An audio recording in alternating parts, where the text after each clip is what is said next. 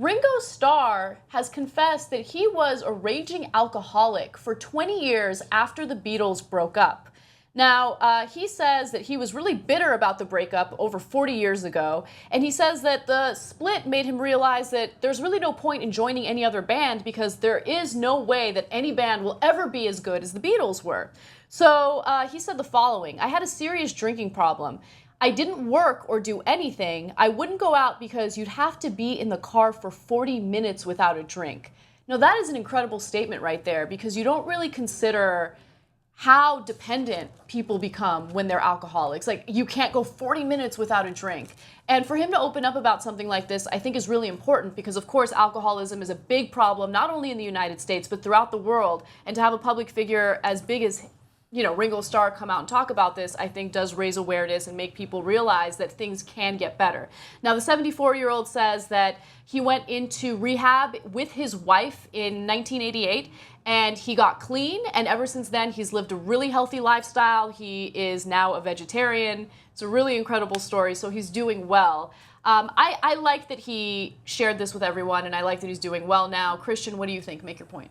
Well, I just want to say, first off, for being 74 years old and being an alcoholic for so many years, he looks pretty damn good. He does. Like, he looks pretty damn good. Still got his hair. He looks better now compared to back in the day. Yeah, he looks all right. But yeah, I mean, he was part of one of the best bands, arguably, in the history of music. And I mean, you know me, my alter ego, one of my alter egos is to be a rock star. So if I was in a band like that and we broke up, I mean, it'd affect me in a bad way too. I don't know if I'd take to drinking or anything like that, but I know I'd be highly affected. So, I mean, you can't really blame him for that. I mean, he didn't hurt anybody but himself. Well, maybe he hurt some other people too, but mostly he hurt himself. So, but I mean, you can't blame the guy. I mean, it was a tough thing for him to go through, probably. Sandra, make your point.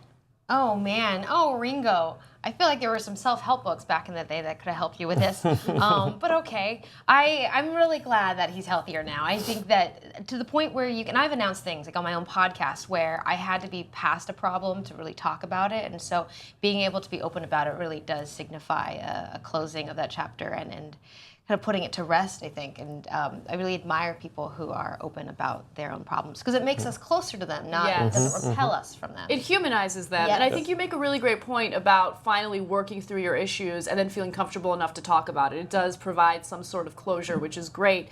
But I can totally, I wouldn't say relate to this, but it is a fear that I definitely share. I mean, what happens after you reach the peak of your career and then at some point you're going to get demoted? And it's just part of life, and that's a difficult thing to deal with. And a lot of people do resort to substances like alcohol or marijuana or whatever kind of drug to kind of ease them or relieve them of that kind of pain. These people need help. They don't need to be criminalized. And think about the way society deals with people who go to these types of substances for help. We criminalize them. It's sick. Now, here's the question. Do you respect someone less if they come to you and tell you that they are an alcoholic? Sandra? Oh, no. If they're an alcoholic, I probably already knew. I mean, there are a lot of usually the person who's saying the stuff, you're like, oh, yeah, I could smell it or I could tell. I mean, I've had people in my own life. Like, I've been to Al-Anon, which is like friends and family of alcoholics. Mm-hmm. And so, no, I would actually probably respect the person more for finally dealing with issues. I mean, we all have something, and alcoholism just happens to have more on the books about it.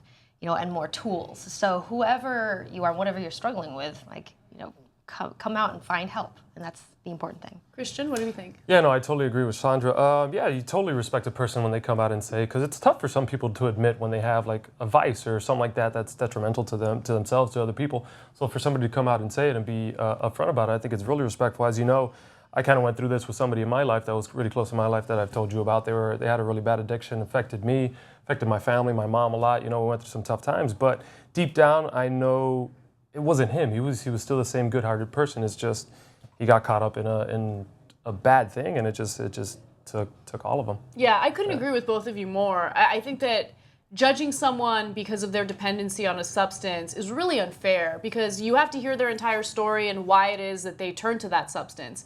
And so I would judge someone if they do things that harm other people and they know that it harms other people and they continue to do it, But in this case, I think it would be ridiculous to lose respect for someone who became an alcoholic or became dependent on any substance. But we want to hear from you guys. What would you do if someone close to you told you that they were an alcoholic or that they were dependent on an illicit drug? We want to hear your stories, so comment in the section below, and we'll see you soon.